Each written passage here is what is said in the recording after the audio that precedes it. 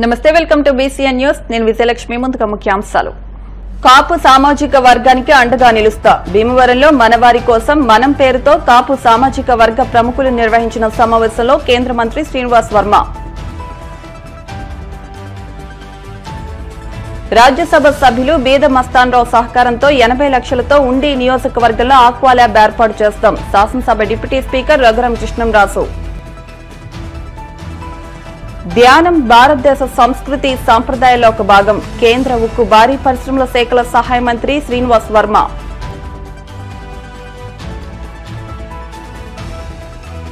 ఈ నెల 21వ తేదీ నుండి 28వ తేదీ వరకు Bhimavaram housing board colony Padmavati Venkateswara స్వామివారి బ్రహ్మోత్సవాలు. భీమవరంలోని కాపు సామాజిక వర్గంలో ఎందరో సన్నిహితులున్నారని, ఈ సామాజిక వర్గంలో వెనుకబడిన వారికి ప్రోత్సాహం అందించి విద్యా వైద్య రంగాల్లో చేయూతనివ్వాలని కేంద్ర మంత్రి భూపతిరాజు శ్రీనివాస్ వర్మ అన్నారు. భీమవరం బ్యాంక్ కాలనీలోని శ్రీకృష్ణదేవరాయ కళ్యాణ మండపంలో మనవారి కోసం మనం పేరుతో కాపు సామాజిక వర్గ ప్రముఖులు నిర్వహించిన ఆత్మీయ సమావేశంలో ఆయన ముఖ్య అతిథిగా పాల్గొని మాట్లాడారు.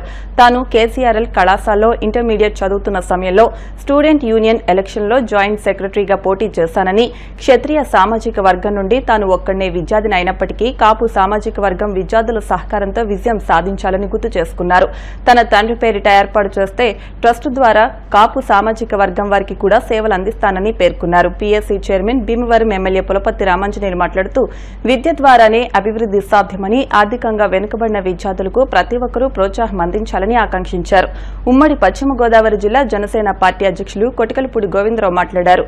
అధ్యక్షులు గన్నాబతుల శ్రీనివాస్, గౌరవ అధ్యక్షులు చినమిల్లి వెంకట్రాయుడు, ఉపాధ్యక్షులు అడపా బాబ్జీ, కార్యదర్శి ఆరేటి ప్రకాష్, కోశాధికారి వడుపు గోపి, తోట భోగయ్య, ఛాంబర్ అధ్యక్షులు Pulakondam Koteswara Rao, Andhra Pradesh medical council member doctor Chundiri Malleswari, doctor Chundiri Saibabu, Kolla Abbulu, Puppala Seshu, Kora Rammurthy, doctor Irrinki Naresh, doctor Melam Ranga Rao, TVV Prasad, Granthi Suresh, Kagitha Venkataramana, Chennamsetty Satyanarayana, S Krishna Mohan, Nallam Chittibabu, Nandamuri Rajesh, Bethu Krishna Rao, Katreddy సత్యనారాయణతో పాటు పలువురు కాపు ప్రముఖులు పాల్గొన్నారు. ఈ సందర్భంగా కేంద్ర మంత్రి శ్రీనివాస్ వర్మ, ఎమ్మెల్యే అంజుబాబు, జనసేన జిల్లా అధ్యక్షులు చినబాబులను ఘనంగా సత్కరించారు. ఇటీవలే ఆంధ్రప్రదేశ్ మెడికల్ కౌన్సిల్ మెంబర్గా నియమితులైన డాక్టర్ చుండూరి మల్లేశ్వర్ని కూడా సత్కరించారు. ఇవాళ ఇక్కడ ఏర్పాటు చేసినటువంటి కార్యక్రమం ఏదైతే ఉందో, మనవారి కోసం మనం అనేటువంటి ఒక చక్కటి ఆలోచనతో గతంలో కూడా ఒకసారి ఏర్పాటు చేసాం. గత సంవత్సరం ఇది 2వ సంవత్సరం అని గన్నాబతుల శ్రీని గారు చెప్తూ ఉన్నారు. ఒక మంచి ఆలోచనతో మనకున్నంతలో సమాజానికి ఏదో చేయాలి అనేటువంటి ఒక మంచి ఆలోచనతో ఏర్పాటు చేసినటువంటి కార్యక్రమం కాబట్టి నిర్వాహకుల్ని ముందుగా అభినందిస్తూ ఉన్నా. భగవంతుడు మనకి 10 రూపాయలు ఇచ్చినప్పుడు సమాజానికి తిరిగి ఏదో చేయాలి అనేటువంటి ఆలోచన మనలో అందరిలో ఉండాలి. ఇందాక డాక్టర్ గారు చెప్పారు చక్కగా, మల్లేశ్వరి గారు, భగవంతుడు అన్నీ ఇచ్చాడు, చాలా సంపాదించాం, తిరిగి సమాజానికి ఏదో చేయాలని నా పిల్లల్ని అడిగినప్పుడు పిల్లలు ముందుకు వచ్చారు అనేటువంటి ఆలోచన. మన ద్వారా రాబోయేటువంటి తరంలో మన పిల్లలు కూడా ఈ విధంగా నేర్చుకోవాలి. ముఖ్యంగా కరోనాలో మనం అంతా కూడా చూసాం, ఎంత సంపాదించినా ఏంటి సాధించేది అనేటువంటి విషయం. నేనేమంటానంటే కమ్యూనిటీని ప్రేమించడం బాధ్యత, కానీ వేరే కమ్యూనిటీని ద్వేషించడం బాధ్యత రాహిత్యం అంటాను. రెండింటికి చాలా తేడా చెప్తాను. ఏ కులంలో ఉన్నటువంటి వ్యక్తులు ఆ కులం గురించి ఆలోచించడం, ఆ కులంలో అట్టడుగున ఉన్నటువంటి వ్యక్తుల కోసం ఆలోచించడం, ఏ విధంగా ఏదైతే విద్య వైద్యం గురించి వారికి ఏ విధంగా సహకరించడం అనేటువంటి ఆలోచించడం, ఆ కులాన్ని ప్రేమించడం అనేది ఏ కులంలో ఉన్నా కానీ అది బాధ్యత అనేటువంటి విషయం చెప్తారు. దాంతో మాత్రాన వేరే కులాన్ని ద్వేషించడం భావ్యం కాదు అనేటువంటి విషయం మనంతా కూడా అర్థం చేసుకుంటే సమాజంలో మంచి వాతావరణం ఏర్పడుతుంది అనేటువంటి విషయాన్ని ఈ సందర్భంగా చెప్తున్నా. ఇది నా ఎక్స్పీరియన్స్. ఇక్కడ కుల ప్రస్తావన అంటే ఖచ్చితంగా ఎంతో కొంత సామాజిక వర్గం గురించి కూడా మనం మాట్లాడుకో. అన్ని సామాజిక వర్గంలో మంచోళ్ళు ఉంటారు, అన్ని సామాజిక వర్గాల్లో చెడ్డోళ్ళు ఉంటారు, అలాగే అన్ని పార్టీల్లో పనిచేసేవాళ్ళు మంచోళ్ళు ఉంటారు, చెడ్డోళ్ళు ఉంటారు. ఏ కేటగిరీకి ఆ కేటగిరీ ఉంది. పార్టీని బట్టి మనిషి చెడ్డోడు అనలేం, సామాజిక వర్గాన్ని బట్టి వీడు చెడ్డోడు వీడు మంచోడు అనేది కూడా మనం డిసైడ్ చేయలేం. నేను దాదాపు ఒక 10 సంవత్సరాలు వచ్చే వరకు నేను ఇక్కడిక్కడే పెరిగా, ఇక్కడిక్కడే తిరిగా, ఎక్కడో నర్సగ్రహంలో ఉన్న పుట్టినగాంచి అసలు ఏదైతే ఈ కాపు సామాజిక వర్గానికి వాళ్ళలో వాళ్ళకి లేనటువంటి పరిచయాలు కూడా నాకు వీళ్ళందరితో ఉంది. నాకు పేరుతో పరిచయం లేనటువంటి వ్యక్తులు ఒక 5-6 కనిపిస్తున్నారు ఇక్కడ. అంటే దాదాపు 100కి పైగా ఉన్నాం. ఒక 5-6 మాత్రమే నాకు పరిచయం లేనటువంటి వ్యక్తులు మాట్లాడుతున్నారు. మిగతా 95% మంది పేర్లు నేను వ్యక్తిగతంగా ఇంటి పేరుతో కూడా చెప్పగలను. ఏ విధంగా అంటే ఆ విధంగా కలిసి తిరిగాను నేను చిన్నప్పటి నుంచి. కేజీఆర్ కాలేజీలో చదువుకున్నాను. అబ్బాయి డిఎన్ఆర్ కాలేజీలో జాయిన్ అవ్వాలి, ఇది కాపుల కాలేజీ, అది రాజుల కాలేజీ అన్నారు. లేదు, నా మిత్రులంతా ఇక్కడ జాయిన్ అయ్యారు కాబట్టి నేను ఇక్కడే జాయిన్ అవుతా అన్నారు. రమణ కానీ మేమందరం కూడా జాయిన్ అవుతే, మీరు చెప్తే నమ్మరు, జూనియర్ కాలేజీలో ఏకైక క్షత్రియుడిని, ఒకడే క్షత్రియుడిని. అంతే కదా రమణ? నరేష్ వాళ్ళ సిస్టర్ రాధిక్ గారు కూడా మాకు సీనియర్. ఒకడే క్షత్రియుని అయినప్పుడు కళాశాల ఎన్నికల్లో పోటీ చేశా. కులం లేదు, మనం కులం లేదు అనేటువంటి ఆలోచన నాకు లేదు. కాబట్టి ఈ రకమైనటువంటి వాతావరణంలో నేను పెరిగా, కష్టపడి పనిచేశాను, సిద్ధాంతాన్ని నమ్ముకున్నాను. మధ్యతరగతి కుటుంబానికి చెందినటువంటి వ్యక్తిని. పొలిటికల్ పార్టీలో పనిచేశాను కదా, కానీ ఏనాడు కూడా ఊరి మీద పడి ₹1 చందా అడిగినటువంటి సందర్భం లేదు. ఇక్కడ ఉన్న వాళ్ళందరూ తెలుస్తుంది. డబ్బులు వసూలు చేయడం లేదు. కష్టమైనా నష్టమైనా నేనే పడ్డా. అమ్మా నాన్నల బట్టలు కుట్టించుకోమని డబ్బులు ఎత్తే జెండాలు కుట్టివ్వండి. సిద్ధాంతం ఏదో రోజు గెలుస్తుంది. దేశానికి మంచి చేసేటువంటి ఆర్గనైజేషన్ అని నేను నమ్మాను ఆ రోజుల్లో. చివరికి అది గెలిచింది, అవకాశం ఇచ్చింది కేంద్ర పార్టీ. శాసనసభ కావాలని అడిగా, చాలా గట్టిగా అడిగా. ఎందుకంటే అంతకుముందు కొన్ని పరిణామాలతో విసిగిపోయాను నేను. 35 సంవత్సరాల నుంచి భుజాల మీద జెండా మోస్తున్నాం. నా గొప్పతనం అని నేను ఎప్పుడూ అనుకోను, నా ఆర్గనైజేషన్ గొప్పతనం. లేదండి, నేను ఒక అసెంబ్లీకి అయితే నా ఫైనాన్షియల్ స్టేటస్ సరిపోతుంది, నేను పార్లమెంట్కి నాకు అంత ఫైనాన్షియల్ కంఫర్ట్ నాకు లేదు అంటే, లేదు నువ్వు చెయ్యని పార్టీ చాలామంది ట్రై చేశారు. 100 కోట్లు 150 కోట్లు ఖర్చు పెడతాం. గెలిచాను. గెలవడమే కాదు, ఇక్కడ ఒక విషయం, రాష్ట్రంలో 25 పార్లమెంట్ సీట్లలో మొట్టమొదటిసారిగా కూటమి ఏ పార్లమెంట్ నెగ్గుతుంది అంటే అది నరసాపురం పార్లమెంటు వర్మే అనేది కాగితం. మరి ఈ విధంగా ఇంత చక్కటి సమావేశాన్ని ఏర్పాటు చేసి నన్ను కూడా ఆహ్వానించి నాకు చాలా ఆనందంగా, సంతోషంగా, ఇంతమందిని కలవలేం ఒకేసారి, కానీ ఒకేసారి ఎంతమందిని కలిసేటప్పటికి ఒక ఆనందం. మరి దీని అంతటికీ కారణమైనటువంటి నిర్వహణని పేరు పేరున అభినందిస్తూ, రాబోయేటువంటి రోజుల్లో మీరు చేసేటువంటి ప్రతి ఒక్క కార్యక్రమంలో కూడా నేను ఉంటాననేటువంటి విషయాన్ని సందర్భంగా చెప్తూ సెలవు తీసుకుంటున్నాను. జై హింద్, జై భారత్. శ్రీకృష్ణదేవరాయ కళ్యాణ మండపమందు మనవారి కోసం అనే కార్యక్రమం పెట్టి విద్యలోనూ ఆరోగ్యంలోనూ సపోర్ట్ ఇచ్చినట్లయితే వారికి మంచి భవిష్యత్తు ఉంటుందనే కార్యక్రమాన్ని పెట్టిన మన నాయకులందరికీ అభినందనలు తెలియజేస్తూ, వేదిక నుంచిన పెద్దలు గౌరవనీయులు మా మిత్రులు వర్మ గారికి, గోవింద్ బాబుకి, వేదిక మీద ఉన్న పెద్దలందరికీ, వేదిక ముందు ఉన్న పెద్దలకి అందరికీ పేరు పేరున నా హృదయపూర్వక నమస్కారం. ఈ 2 విషయాలు కూడా, విద్య ఆరోగ్యం అనేది 2 చాలా ముఖ్యమైనవి. విద్య ఉంటే అభివృద్ధి చెందుతాం, ఆరోగ్యం ఉంటే ఏ పైనైనా చేస్తాం. ఆరోగ్యం లేకపోతే ఏ కార్యక్రమం చేయలేం. విద్య లేకపోతే అభివృద్ధి అనేది సాధ్యం కాదు. ఆ పాపని నీ తల్లిదండ్రులు ఏం చేస్తారని అడిగాను. నా తండ్రి కూలి పని చేసుకుంటాడండి, నా తల్లి పాచి పని చేసుకుంటుందండి అని చెప్పింది. కష్టపడి చదువుకునే పిల్లలకి ఆర్థిక ఇబ్బంది అనేది ఉండకోకుండా చేసి వారికి సహకరించి వారిని చదివించండి. అభివృద్ధి దానికి అదే చెందుద్ది విద్య వలన. ఆరోగ్యానికి ఒక ఉదాహరణ చెప్తాను. సౌమ్య హాస్పిటల్కి వెళ్ళాను హైదరాబాదు. అక్కడ ఒక పేషెంట్ భర్త వచ్చారు. నా భార్యకి క్యాన్సర్ వచ్చిందండి, నేను వైద్యం చేయించడానికి వచ్చాను, మాది దిగు తాలూకా అన్నాడు. మీరేం చేస్తారో అన్నాను. నేను రైతునండి, నాకు ఎకరన్నర పొలం ఉంది, బ్రహ్మాండమైన పంట పండిస్తాను, దాంట్లో 20 సెంట్లు మెరక భూమి ఉంది, కాయగూరలు పండిస్తాను, ఒక పాడి పశువుని మేపుకుంటాను, ఆ పాలు కూడా ఎవరన్నా చంటి పిల్లలు ఉంటే పాలు ఉచితంగా పోస్తాను, అలా చక్కగా బతుకుతున్నానండి. నా దరిద్రం, నా భార్య క్యాన్సర్ వచ్చింది.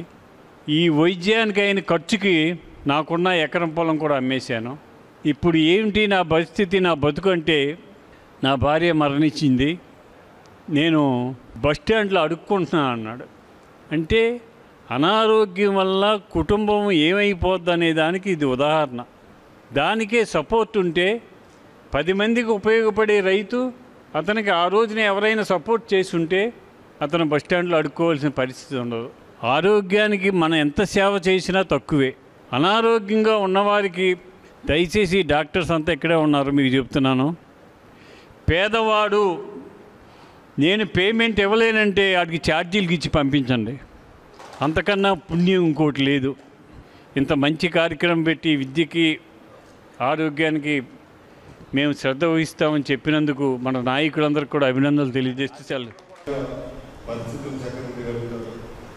ఒక వైద్యాన్ని అందించగలిగితే మనం మన ప్రాణం పోసినట్టే. చాలామంది డాక్టర్స్ ఉన్నారు, వాళ్ళతో నిజమైంది మనం చేయలేని వైద్యం చేయించవచ్చు. అలాగే విద్య వచ్చేటికి నేను కూడా పథకండి వారికి కంపెనీ ఏర్పాటు చేసిన తర్వాత ఆర్థికంగా కూడా ఫస్ట్ సపోర్ట్ చేస్తానంటే తప్పనిసరిగా నేను అంత సపోర్ట్ కేజీఆర్ఎల్ సంస్థ నుంచి మీకు ఇచ్చే మాట ఏంటంటే, అలా ఫీజు రియంబర్స్మెంట్ డిగ్రీ వరకు చాలా మంది ఉంది. పూర్ అనుకుంటే కనుక డెఫినెట్గా సీట్ కూడా చేసి ఇంకా బీఫార్మ్స్ నుంచి ఎంఫార్మ్స్ నుంచి పీజీ ఎంబీఏ కానీ ఎంసీఏ కానీ బయోకెమిస్ట్రీ కానీ డిగ్రీలో చాలా కోర్సెస్లో కూడా డెఫినెట్గా ఒక సీట్ మనవాడి కోసం మనం కేటాయిస్తామని చెప్పేసి మీకు తెలియజేస్తున్నాం. దాని కార్యక్రమం సన్మానం చేయడం ఒక భావం, ఎంతసేపు కులమతాలకు అతీతంగా అవసరానికి పనిచేయడంలో మంచి సంకల్పం ఉండటమే కులముందుకు. మనం చూసి గమనించి నేర్చుకుంటే ప్రతి ఒక్కరు కూడా అన్ని రకాలుగాను ఆయా రంగాల్లో ఎదుగుతారు. మరి నిజంగా కూడా అలాంటి అంజబాబు గారు మనకి శాసనసభ్యులుగా 3వ పర్యాయం రావడం, మరి ఎంతో చక్కగా మన వరమ గారితో గోవింద్ గారితో సంయోజన కలుపుకుని భీమవరం అభివృద్ధి పథంలో పయనించడం కోసం కృషి చేయడం నిజంగా అభినందనీయం. నాకు చాలా ఆత్మీయులని చెప్పుకోవడానికి చాలా గర్వంగా ఫీల్ అవుతున్నాను ఈ వేదిక మీద. మన అంజిబాబు గారు ఎమ్మెల్యే అవ్వడం, అలా వరం గారు ఎంపీ అవ్వడం కాకుండా వరం గారు మినిస్టర్ అవ్వడం, అలాగే అంజిబాబు గారు పిఎస్సి చైర్మన్ అవ్వడం, ఈ కార్యక్రమం అయినంటే అంజిబాబు గారు అయినంటే మనం సన్మానం పెడదామని అనుకున్నాం. అయితే 2 months నుంచి ఇది అనుకుంటా ఉన్నదాన్ని మనం పోస్ట్పోన్ చేసుకుంటూ వచ్చాం. ఎందుకంటే చిన్నబాబుది కూడా వస్తే ముగ్గురిని కలిపి చేద్దామని. అయినా ఇంక ఇది ముందుకు వెళ్ళాల్సి వచ్చింది. ఆయన మనం అడ్వాన్స్గా చేస్తున్నాం. అంటే మన వారి కాసి మనం అనేది మన ఆలోచన, మన ఐడెంటిటీ కరెక్ట్ అయితే కనుక చాలా త్వరలోనే ఆయనకి పదవి వస్తుంది. కాబట్టి వారికి విషయం చెప్తూ ఇవాళ చేస్తున్నాం. ఆయనకి చిన్నప్పుడు గోళీలు ఆడినోటే ఉంటే గోళీలు ఆడిన ఫ్రెండ్షిప్ అదే లైన్లో ఇప్పుడు కూడా అదే పరిచయం. ఆయనతోటి విద్యార్థి ఉద్యమంలో ఉన్న వాళ్ళు ఉంటే వాళ్ళతో ఇప్పుడు కూడా అదే రిలేషను. రాజకీయంగా ఆయనతో ఎవరు సన్నిహితులు వాళ్ళతో కూడా అదే పరిచయం. అంటే ఒక మనిషి ఏ పరిచయంతో ఉన్నారో ఆ పరిచయాన్ని అలా కంటిన్యూ చాలా కష్టసాధ్యమైన విషయం. మన తెలియకనే మన ఒత్తిడి వస్తుంది. మన పొజిషన్ పెరిగేటప్పటికి రకరకాల సర్కిల్స్ వస్తాయి, రకరకాల ఆకర్షణలు ఉంటాయి. అయినా కూడా గత సంవత్సరం నుంచి కూడా వరం గారికి దగ్గరగా మేము చూస్తున్నాం. నేను కానీ సీన్ గారు కానీ మన దగ్గర అందరూ కూడాను ఒక కోణం ఆయన స్నేహానికి అంత ఇంపార్టెన్స్ అని చెప్పడానికి ప్రయత్నం చేస్తున్నాను. ఆయన ఎవరు వెనకాల ఉన్నారో లేదని చూడకుండా దూసుకెళ్ళిపోవడమే విజయం సాధించడమే. ఇవాళ ఆయన ఈ స్థితికి వచ్చారంటే ఈరోజు ఆయనకి ఏదో బీజేపీలో ఇవాళ ఉన్న కార్యకర్తగా కాదు, ఆయన చిన్నప్పటి నుంచి కూడా విద్యార్థి దశ నుంచి కూడా ఈజ్ ఎ ఫైటర్. పోరాడుతూ సాధించుకొచ్చాడు. తర్వాత ఈ కార్యక్రమంలో ఎజెండా ఏంటంటే ఆరోగ్యం, విద్య. ఈ రెండిట్లో కూడా మన కమ్యూనిటీల్లో చాలామంది మంచి మంచి కాలేజీల్లోనూ హాస్పిటల్లోనూ చాలామంది సర్వీస్ ఉన్నట్లు కూడా వాళ్ళని ఇంకా అధికంగా కమ్యూనిటీ అని కాకుండా లేని వారిని కూడా చూసి వాళ్ళందరికీ కూడా న్యాయం చేయాలని మనస్ఫూర్తిగా కోరుకుంటూ ఊరందరికీ కూడా మేలులాగా మనం తయారయ్యి మేలుగా ఉండాలని కాపు కమ్యూనిటీకి మనం చెప్పుకుంటున్నాం.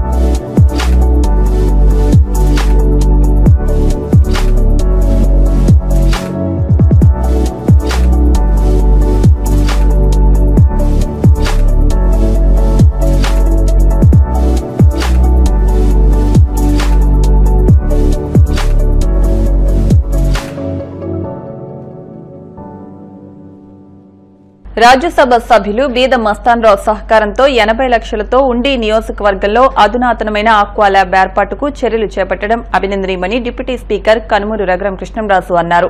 మండల కేంద్రమైన ఉండి కోట్ల ఫంక్షన్ హాల్లో డిప్యూటీ స్పీకర్ కనుమూరి రఘురామ కృష్ణంరాజు ఆధ్వర్యంలో ఉమ్మడి పశ్చిమ గోదావరి జిల్లా ఆక్వా రైతుల సదస్సు నిర్వహించారు. ఈ సందర్భంగా నిర్వహించిన కార్యక్రమానికి ముఖ్య అతిథులుగా రాజ్యసభ సభ్యులు Beeda Mastan Rao, PSC chairman Pulaparthi Ramanjaneyulu, APIIC chairman Mantena Ramaraju, జిల్లా కలెక్టర్ నాగరాణి పాల్గొన్నారు. ఈ సందర్భంగా డిప్యూటీ స్పీకర్ రఘురామ కృష్ణంరాజు మాట్లాడుతూ ఉండి కృషి విజ్ఞాన కేంద్రంలో నిరుపయోగంగా ఉన్న ఆక్వా ల్యాబ్ ను ఆధునీకరణ చేస్తామన్నారు. 33% ప్రోటీన్లతో ఉన్న ఫీడ్ ను 62 రూపాయలకే రైతులకు అందజేస్తామన్నారు. 15 రోజులకు ఒకసారి కౌంట్ ధర నికరంగా ఉండేటట్లు చర్యలు చేపడతామన్నారు. ముఖ్యమంత్రి చంద్రబాబు నాయుడు సహకారంతో రానున్న రోజుల్లో ఆక్వా రంగం మరింత అభివృద్ది చెందేలా కృషి చేస్తామన్నారు. ఆక్వా రైతులు ఆందోళన చెందవద్దని ప్రభుత్వం అండగా ఉంటుందన్నారు. ఈ కార్యక్రమంలో ఆక్వా రైతులు జీకేఎఫ్ సుబ్బరాజు, వేగేసిన సత్యనారాయణరాజు, నంబూరి గజపతిరాజు, తాడినాడు బాబు, ముత్యాల రత్నం, తులసి రాంబాబు తదితరులు పాల్గొన్నారు. మస్తాన్రావు గారిని అలాగే కలెక్టర్ గారిని కూడా ప్రత్యేక అతిథులుగా ఆహ్వానించాం. మస్తాన్రావు చక్కటి సూచనలే కాకుండా కార్యోన్ముఖంగా ఏమేమి చేయాలి, ఫీడ్ ప్రైసెస్ని మీరే పారదర్శకంగా చేసుకునేలాగా ఒక ప్లాంట్ ఇస్తానంటాం.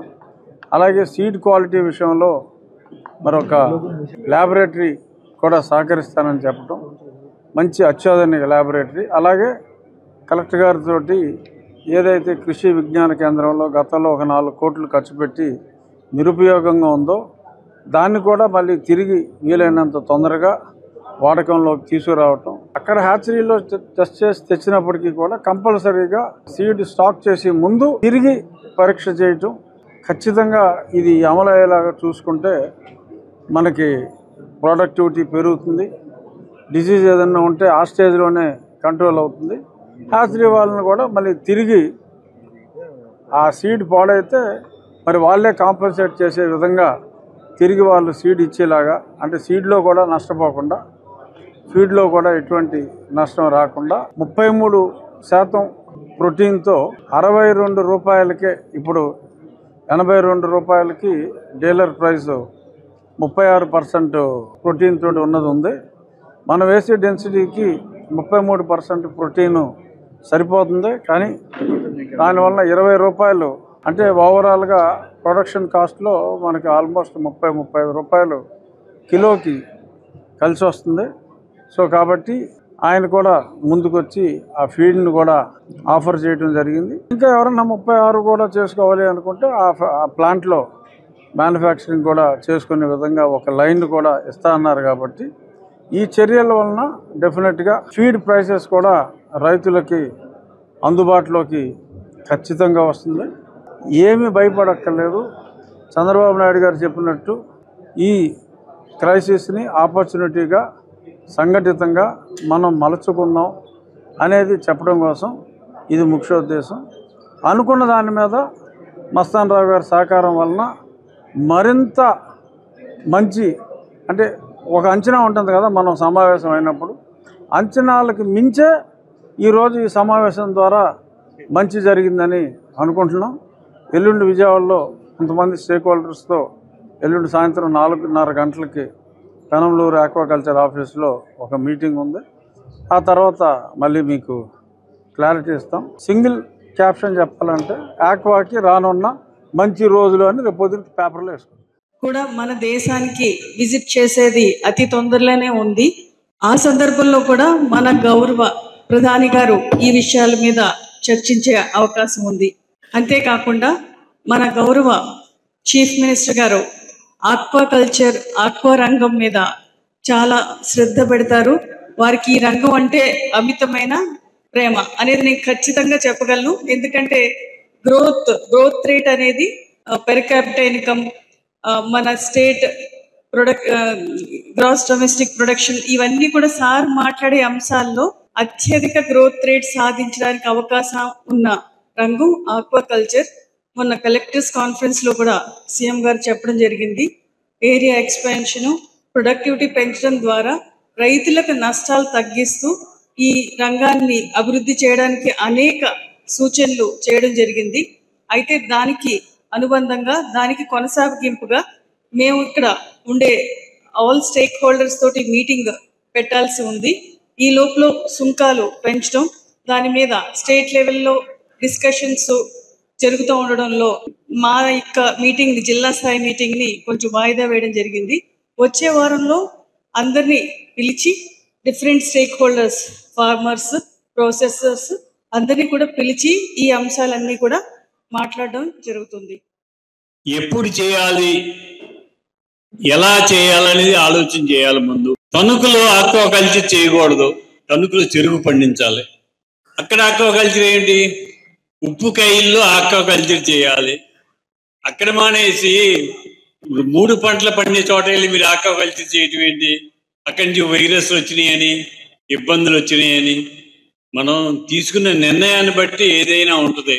ఇప్పుడు మన ఉభయ గోదావరి జిల్లాల్లో రఘురామకృష్ణరాజు గారు చెప్పినట్లు ఏ రైతు కూడా గట్టును వదిలి 2 మీటర్లు వదిలిన పాపాలు లేవు. చెరువులు ఎక్కడ ఏ ఒక్క రైతుకి చెరువు, ఏ ఒక్క రైతు చెరువు కూడా 2 మీటర్లు వదిలిపెట్టి కట్టేసిన పాపాలు లేవు. ఈయన కంత తీస్తే ఆయన చెరువులోకి వెళ్ళిపోద్ది, ఆయన కంత తీస్తే ఆయన చెరువులోకి వెళ్ళిపోద్ది. మరి వైరస్లు రావట్లేదంటే రావా? మరి దానికి కారణం ఎవరు? మనమే కావరం. ఆ కారణాన్ని మనం మార్చుకోవాల్సిన ఆవశ్యకత ఉంది. మేడం, ఫీడ్ కంట్రోల్ చేసే శక్తి మన గవర్నమెంట్ దగ్గర ఉంది. ఎందుకంటే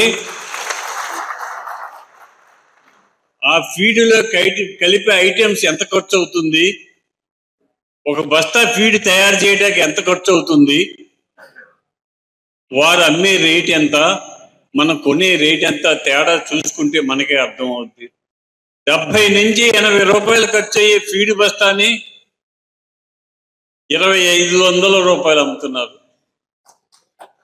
2500. దాని మీద నియంత్రణ తీసుకురావాలి, ఖచ్చితంగా నియంత్రణ తీసుకురావాలి. దాంట్లో మాత్రం ఏమాత్రం సందేహం లేదు. ఆక్వా ల్యాబులు కావాలి, కోల్డ్ స్టోరేజీలు కావాలి, ఆక్వా యూనివర్సిటీ కావాలి మన ప్రాంతానికి. ఆక్వా యూనివర్సిటీ వచ్చినట్లయితే ప్రతి ఒక్కరు చదువుకుని ఎలా కల్చర్ చేయాలనే ఆలోచన చేయడానికి అవకాశం కలుగుతుంది. పెద్దలు ఆక్వా రంగాన్ని గురించి పూర్తిగా అవగాహన ఉన్నటువంటి స్థానిక ఎమ్మెల్యే, ఉప సభాపతి గారు అయినటువంటి కనుమూరు రఘురామరాజు గారి ఆధ్వర్యంలో ఉభయ గోదావరి జిల్లాల ఆక్వా రైతాంగం అందరూ కూడా మంచి అవగాహన సదస్సు ఉండేటువంటి క్లిష్ట పరిస్థితుల్లో ఏర్పాటు చేసి ఒకరికొకరు సహకరించుకొని ముందుకు పోవాలనేటువంటి ఒక నిర్ణయం జరిగింది. దానికి అందరూ కూడా వాళ్ళ సలహాలు ఇవ్వడం జరిగింది. ముఖ్యంగా ఇది అంతర్జాతీయంగా జరిగిన పరిణామాల వల్ల ఇక్కడ ఇబ్బంది మన భారతదేశానికే కాకుండా ప్రపంచవ్యాప్తంగా కూడా వచ్చింది. కాబట్టి ఎవరు కూడా అంటే 26% ఉన్నటువంటి పన్నుని ఇప్పుడు 10% కుదించి ఆ 10% ప్రపంచవ్యాప్తంగా పెట్టారు ట్రంప్ గారు. కాబట్టి మనం భయపడాల్సిన అవసరం లేదు. అది అంతా కూడా కొనుగోలుదారుడు అమెరికాలో కానీ ఇతర దేశాల్లో కానీ వాళ్ళు అబ్జర్వ్ చేసుకుంటారు. రైతుకి ఎటువంటి పరిస్థితుల్లో కూడా రైతుకి రేటు పడిపోద్దని భయాందోళన అవసరం లేదు. ఏదన్నా కూడా 4-5 రోజులు ఈ సర్దుబాటు అవుతాయి. ఖచ్చితంగా ఏ రైతు కూడా ఆందోళన గురి కావద్దు. అదేవిధంగా ఖర్చులు కూడా తగ్గించుకునే విషయంలో పెద్దలు ఇక్కడ రైతు సోదరులందరూ, రైతు నాయకులందరూ కూడా మన రఘురామరాజు గారు, ట్రిబుల్ గారి యొక్క సలహా మేరకు సూచనలు ఇచ్చారు. సూచనల ప్రకారం ఫీడ్ రేట్ ఇప్పుడు తగ్గింది, సాగు ఇంకా కూడా తగ్గించాలా. ఈరోజు కేవలం 5.5% వస్తుంది. గత 5 సంవత్సరాల్లో 5.5% తగ్గిపోయింది. అదేవిధంగా ఎక్స్పోర్ట్ కి సంబంధించి కేంద్ర ప్రభుత్వం ఇంట్రెస్ట్ సబ్వెన్షన్ 3% ఇచ్చేది, అది కూడా ఇప్పుడు తీసేయడం జరిగింది గతంలో. అంటే అక్కడికి మనకి రైతుకు వచ్చే దాంట్లో సుమారుగా 8% తగ్గిపోయింది. ఆ 8తో పాటు ఈరోజు అమెరికా గతంలో import duty, anti dumping duty average 3% ఉండేది. ఈ మధ్య సివిడి రూపంలో ఒక 6% వేయడం జరిగింది. అది కూడా రైతుకి నష్టపోవడం జరుగుతూ ఉంది. ఈరోజు రాష్ట్ర ప్రభుత్వం, కేంద్ర ప్రభుత్వం కలిసి కేంద్ర ప్రభుత్వంతో మాట్లాడితేనే కానీ ఈ పరిష్కారానికి మార్గం తక్కువగా కనపడతా ఉంది. మార్కెట్ స్టెబిలైజ్ అవుతుంది. ఏ రోజు 10 రోజులకైనా మార్కెట్ స్టెబిలైజ్ అవుతుంది, కానీ మనకి ఈ రేటు ఉంటే వర్కౌట్ అయ్యే పరిస్థితి లేదు. 250 ఉన్నా 260 ఉన్నా కూడా రైతు వైరస్ వచ్చి పోవడం ద్వారా ఎక్కువ నష్టపోతున్నాం పక్క నుంచి. అంతేకాదు దాంతోపాటు మరి మనకు సంబంధించి ట్రంప్ ట్యాక్స్ మన దేశం 26%, దాంట్లో 16% ఓల్డ్ లో పెట్టారు, 10% ఉంది. దాని ద్వారా కూడా నష్టపోతున్నాం. ఇవన్నీ అధిగమించాలంటే ఒక పక్క రైతాంగానికి పెరిగేటువంటి అవకాశాలు ఉన్నటువంటి ఒక పక్కన ప్రభుత్వం కూడా మనకి రూపాయలకి పవర్ ఇస్తానని చెప్తుంది. ఆల్రెడీ అనౌన్స్ కూడా చంద్రబాబు నాయుడు గారు చేశారు. త్వరలో ₹150 అందరు రైతులకి అక్వాజోను, నాన్ అక్వాజోను అనేది లేకుండా ప్రతి ఒక్కరికి కూడా విద్యుత్ మీద సహాయ సహకారాలు అందుతాయి కన్ఫర్మ్ గా. రైతులు ఉన్నటువంటి ఈ పానిక్ సిచ్యువేషన్ లో ప్రతి ఒక్క సమస్యని సావధానంగా సుమారు 5 గంటల సేపు సావధానంగా విని వాటికి పరిష్కార మార్గాలు కూడా రైతులకి కొన్ని సూచనలు చేయడం, ఆ సూచనలన్నిటితో ఏదైతే ప్రాసెసింగ్ ప్లాంట్ వాళ్ళతో ధర స్థిరీకరణ ఉండలేదో అది ఖచ్చితంగా 15 రోజులు ఒకే ధర ఉండేటట్టు వచ్చి 1వ తారీఖు నుంచి మంగళవారం జరిగే మీటింగ్ లో స్టేక్ హోల్డర్స్ అందరితో సమావేశపరిచి మొన్న శనివారం కంటితుడుపు జరిగే ₹4 మాత్రమే తగ్గించడం వారి దృష్టిలో పెట్టగా దానిపై కూడా వారు మేరకు తగ్గించవచ్చు అనేది ఫీడ్ యజమానులతోని ఒక సమావేశం ఏర్పరిచి ప్రభుత్వ జోక్యంతో దాన్ని తగ్గించేందుకు వారు కృషి చేస్తారని చెప్పడం జరిగింది. కాళ్ల మండలం పల్లెపాలెం గ్రామంలో వేయించేసి ఉన్న గ్రామ దేవతలు శ్రీ మారమ్మ, శ్రీ మహాలక్ష్మి అమ్మవార్లను ఉండి మాజీ ఎమ్మెల్యే వేటుకూరి వెంకట శివరామరాజు ఆదివారం దర్శించుకుని ప్రత్యేక పూజలు నిర్వహించారు. ఎంతో మహిమ కలిగిన గ్రామ దేవతల జాతర మహోత్సవాల్లో భాగంగా జరుగుతున్న ఉత్సవాల్లో ప్రతి ఏటా పాల్గొంటానని తెలిపారు. ఆలయ ప్రాంగణంలో తమ వంశీకులు నిర్మించిన పరశురాముడు ఆలయంలో ప్రత్యేక పూజలు నిర్వహించారు. Bhimavaram housing board colony Sri Padmavati సమేత వెంకటేశ్వర స్వామివారి మందిరంలో నిర్వహించే 14వ వార్షిక కళ్యాణ బ్రహ్మోత్సవాల కరపత్రాలను ఆలయ కమిటీ అధ్యక్షులు కంతెటి వెంకటరాజు ఆవిష్కరించారు. ఈ సందర్భంగా ఆయన మాట్లాడుతూ ఈ నెల 21వ తేదీ నుండి 28వ తేదీ వరకు స్వామివారి బ్రహ్మోత్సవాలు అత్యంత వైభవంగా జరుగుతాయని అన్నారు. కేంద్ర మంత్రి భూపతిరాజు శ్రీనివాస్ వర్మ, పీఎస్సీ చైర్మన్ స్థానిక ఎమ్మెల్యే పులపర్తి రామాంజనేయులు, రాష్ట మంత్రి కొండపల్లి శ్రీనివాస్ స్వామివారిని దర్శించుకుంటారని చెప్పారు. ఆలయ అర్చకులు శ్రీనివాసాచార్యులు బ్రహ్మోత్సవాల్లో జరిగే విశేష పూజా కార్యక్రమాల గురించి వివరించారు. ఈ కార్యక్రమంలో ఆలయ కమిటీ కార్యదర్శి కుక్కల బాలవెంకటరత్నం, సరిపిడికల రామారావు, చెరుకోడ రంగసాయి, అల్లం రమేష్, శ్రీవారి భక్తులు పాల్గొన్నారు. ఓం నమో వెంకటేశాయ. శ్రీ పద్మావతి సమేత వెంకటేశ్వర వారి మందిరం హౌసింగ్ బోర్డులో 14వ కళ్యాణ బ్రహ్మోత్సవాలు ఈ నెల 21వ తారీఖు నుంచి 28వ తారీఖు దాకా మరి చేయడానికి కమిటీ సభ్యులందరూ, దాతలు, మరి భక్తుల సహకారంతో ఈ కార్యక్రమాలన్నీ చేయడానికి కమిటీ అంతా తీర్మానం చేయడం జరిగింది. 21 నుంచి 28 దాకా జరిగే కార్యక్రమాల్లో అందరూ కూడా పాల్పంచుకోవాలి. అదేవిధంగా ఈ కార్యక్రమాల అన్నిటికీ కూడా మరి ప్రజాప్రతినిధులు అందరూ కూడా, కలెక్టర్ గారు అందరూ రావడం జరుగుతుంది. మరి ముఖ్యంగా అయితే మన శ్రీనివాస్ వర్మ గారు, అలాగే మన ఎమ్మెల్యే రామాంజనేయులు గారు అయితే కార్యక్రమాలను ప్రారంభిస్తారు. ఆయన చేతుల మీదుగా ముఖ్య అతిథులుగా మన కొండపల్లి శ్రీనివాస్ గారు, ఎంఎస్ఎంఈ మంత్రి గారు, మన రామారావు గారు అల్లుడు, హౌసింగ్ బోర్డు అల్లుడు ఆయన కూడా ప్రత్యేకంగా ఒకరోజు వారు కూడా దంపతులతో రావడం జరుగుతుంది. అలాగే మిగతా ప్రజాప్రతినిధులు మోసేన్ రాజు గారు, వర్మ గారు, రఘురామకృష్ణరాజు గారు వీళ్ళందరూ పిలవడం జరిగింది. భక్తులందరూ వస్తే అన్నింటికి సరిపడే ఏర్పాట్లన్నీ కూడా మా కమిటీ వారు చేయడం జరుగుతుంది. ఈ కార్యక్రమాలన్నీ కూడా దాతల సహకారంతో అన్ని చేయడం జరుగుతుందని మీ అందరికీ తెలియజేస్తాను. నమో వెంకటేశాయ. భీమవరం పట్టణం housing board colony Sri Padmavati సమేత వెంకటేశ్వర స్వామి వారి యొక్క సన్నిధానంలో స్వామివారి యొక్క విశేషమైనటువంటి వార్షిక కళ్యాణ బ్రహ్మోత్సవాలు ఏప్రిల్ 21వ తేదీ సోమవారం ఉదయం స్వామివారిని పెళ్లి కుమారుడు, అమ్మవారిని పెళ్లి కుమార్తెను చేసేటువంటి విశేషమైన కార్యక్రమంతో ప్రారంభమై 22వ తేదీ ధ్వజారోహణంతో దేవీ దేవతలందరికీ కూడా ఆహ్వానం పలికి స్వామివారి యొక్క విశేష వార్షిక కళ్యాణోత్సవం 22వ తేదీ సాయంత్రం అంగరంగ వైభవంగా ఆలయ అధ్యక్షులు వెంకటరాజు గారు, కమిటీ సభ్యుల పర్యవేక్షణలో నిర్వహించడం జరుగుతూ ఉన్నది. అలాగే భక్తుల కోరిక మేరకు ఒక్కొక్క రోజు ఒక్కొక్క రకమైనటువంటి విశేషమైనటువంటి హోమాలు కూడా అభివృద్ధి పథంగా అందరికీ కూడా లక్ష్మీ కటాక్షం కలగాలి అని చెప్పి ఈసారి అష్టలక్ష్మి హోమము, అలాగే భూ వరాహ లక్ష్మీ నారసింహ హోమం విశేషంగా ఈ బ్రహ్మోత్సవాల్లో నిర్వహించడానికి శ్రీకారం చుట్టడం జరిగింది. అలాగే సాయంత్రం సమయంలో స్వామివారి యొక్క విశేషమైనటువంటి వాహన సేవలు గరుడోత్సవం, అలాగే రథోత్సవం, వైభవోత్సవం, విశేషమైనటువంటి యొక్క ఉత్సవాలన్నీ కూడా ఈ యొక్క కరపత్రిక ద్వారా మీ అందరికీ కూడా అందజేస్తున్నాం. ప్రతి ఒక్కరూ కూడా విచ్చేసి హౌసింగ్ బోర్డు వెంకన్న ఆలయంలో జరిగేటువంటి బ్రహ్మోత్సవ వైభవాన్ని తిలకించి తీర్థ ప్రసాదాలు స్వీకరించాలని చెప్పి ఆహ్వానిస్తూ ఉన్నాం. మట్టల ఆదివారం సందర్భంగా పశ్చిమ గోదావరి జిల్లా కేంద్రమైన భీమవరంలోని శతవార్షిక రూపాంతర దేవాలయం construction and program committee chairman Remalli Kamal Raj ఆధ్వర్యంలో ఈతమట్టలతో ఊరేగింపు నిర్వహించారు. ఈ సందర్భంగా parish pastor reverend doctor Nakka Ashok Kumar, PCC chairman Unnamatla Karnakara Rao మాట్లాడుతూ పవిత్ర వారంలో మొదటి రోజున క్రైస్తవులు జరుపుకునే వేడుక మట్టల ఆదివారం అని, జెరూసాలెంలోకి యేసు ప్రవేశించినప్పుడు జనసమూహం ఆయన్ను రాజుగా ప్రకటిస్తూ తాటి కొమ్మలు, వస్త్రాలు రోడ్డుపై ఉంచి స్వాగతం పలికిందన్నారు. రోమన్ అణిచివేత నుండి తమను విడిపిస్తాడని భావించిన ప్రజలు ఆనందోత్సవాలతో తాటిమట్టలను పట్టుకున్న జనసమూహం ఆయన్ను స్వాగతించిందన్నారు. ఈస్టర్ కు ఒక వారం ముందు ఈ పండుగ జరుపుకుంటామని పేర్కొన్నారు.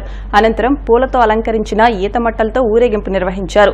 ఈ కార్యక్రమంలో associate pastor reverend doctor Palapatti Pratap, parish treasurer Varasala Uday Kumar, construction treasurer Peetala Joseph Vijayaraju, assistant pastor reverend PST Ratnakar, CDF treasurer Sodadasi Reuben, joint treasurer construction Chinnam Kamal Haasan, Burka Vijay Bhaskar, PCC, LCC members, delegates, విశ్వాసులు, స్త్రీల సమాజం సభ్యులు, సండే స్కూల్ విద్యార్థులు పాల్గొన్నారు. ఆయన గ్రామరాజ్యాన్ని, దైవరాజ్యాన్ని స్థాపించడానికి అవకాశం వచ్చారు. మరి ఎరుసలేములో ఆయన శ్రమ పొందడానికి ఆయన ఎరుసలేంలో ప్రవేశించిన సందర్భంలో 2020 సంవత్సరాల క్రితం ఆయనను మతలతో రాజుగా ఆయన ఎరుసలేంకి ఆహ్వానించారు. ఆయన ఎరుసలేం ప్రవేశించిన తర్వాత మరి అన్యాయక తీర్పు నుండి యావత్ మానవాళి నిమిత్తమై ఆయన శిలువ యాగం చేసిన ఘట్టం మనందరికీ తెలిసినటువంటిది. మరి ఆయన రాజుగా మన మధ్యకు వస్తున్నారు కనుక మరి లోక రాజ్యాలు ఎలా ఉన్నప్పటికీ కూడా యేసయ్య స్థాపించిన ఈ గ్రామరాజ్యం, ఈ దేవుని రాజ్యం మనందరినీ కూడా సమాధానకరమైనటువంటి రాజ్యంగా ఆయన స్థిరపరిచి ఆయన వెళ్ళిపోయారు. ఆయన జ్ఞాపకం చేసుకుంటూ ఆయనను విశ్వసించిన వారందరూ కూడా ఆ సమాధానం స్థిరపరచుకునే ఉద్దేశంతో ఈ యొక్క ర్యాలీని మేము నిర్వహిస్తూ ఉన్నాం. మరొకసారి మీ అందరికీ కూడా మరి మట్టలాదివారం యొక్క శుభాలు తెలియపరుస్తూ ప్రార్థన చేసుకుని ఇలాంటి ఈ మట్టలాదివారం యొక్క ర్యాలీని మనం ప్రారంభం చేసుకుందాం, ప్రార్థించుకుందాం. కృపా సత్య సంపూర్ణమైన మా ప్రియ పరలోకపు తండ్రి, మట్టలాదివారం సందర్భంగా ప్రతి సంవత్సరం ఈ యొక్క ఊరేగింపు కార్యక్రమం జరుగుతుంది. దయచేసి మన రూట్ అంతా జస్ట్ మీరు ఫాలో అవుతారు. కానీ ముఖ్య ఉద్దేశం ఏంటంటే యేసుప్రభు వారు ఈ లోకంలో ఉన్నప్పుడు ఆయన అనేకమైనటువంటి బోధనలు చేశారు. ఆ బోధనలన్నీ కూడా ప్రపంచ శాంతికి దారి తీశాయి. అంతేకాదు అహింసకు చోటు చేసుకోకుండా ఆయన బోధనలు చెప్పారు. ప్రతి ఒక్కరు కూడా నశించుకోకుండా ఉండాలని, ప్రతి ఒక్కరు కూడా ఆ మోక్షానికి చేరాలనే ఉద్దేశంతో ఆయన శ్రమల నుండి. ఇప్పుడు కాసేపు ప్రకటనలు.